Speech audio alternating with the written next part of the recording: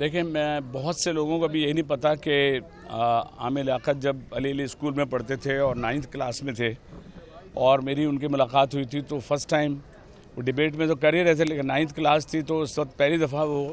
ان کو میں نے ایک شاعر کے لیے آڈیشن کیا تھا اور وہ بہت زبردست انہوں نے کیا تھا آرٹس کونسل میں،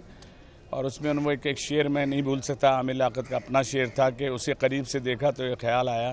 میں ووٹ کتنے غلط آدمی کو ڈالا ہے،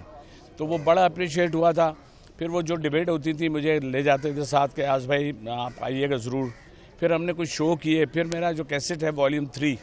اس میں عامر لیاقت نے اپنے چینل پہ پروگرام میں مارننگ شو میں کہا کہ ایاز بھائی کا میرے لیے اعزاز ہے کہ میں نے ان کا کیسٹ کا ساتھی فنکار میرا اس میں لکھا ہوا ہے، لیکن میں نے ان سے بہت کچھ سیکھا ہے۔ اتنا اس جگہ پہ آ کے، اس بلندی پہ آ کے، اس شہرت کے بعد اتنے انہوں نے میرے لیے اتنے الفاظ بولے تھے کہ میں عجیب روحانسا سا ہو گیا تھا۔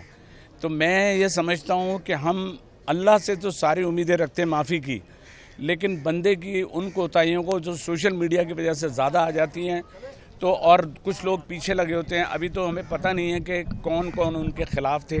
جب بھی ایک اچھا بندہ جو ہے وہ کسی برائی کی طرف جا رہا ہوتا ہے تو اس کے پیچھے کچھ برے لوگ شامل ہوتے ہیں۔ جب آپ کی company a man is known by the company he keeps, کچھ لوگ جو ان سے جڑ گئے تھے ان کے دوست نہیں تھے، وہ دشمن تھے،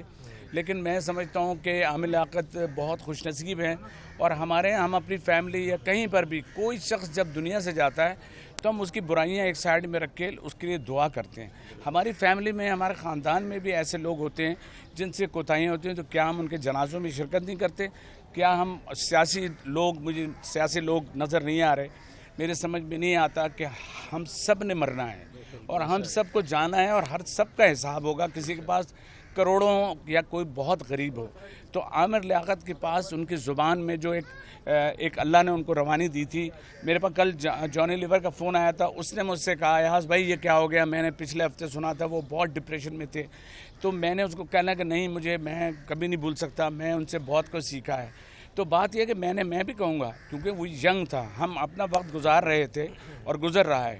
لیکن عامر لیاقت جیسا ذہین، فوری جواب دینے والا ایک جذباتی شخص جو ہوتا ہے وہ بہت سی جگہ پہ بہت سچ بول جاتا ہے جو کہ لوگوں کو برا لگتا ہے۔ آج کا دن ہے جمعے کا دن جن لوگوں کو نصیب ہوتا ہے، یہ روایت ہے کہ ان کا اللہ میاں حساب نہیں لیتا۔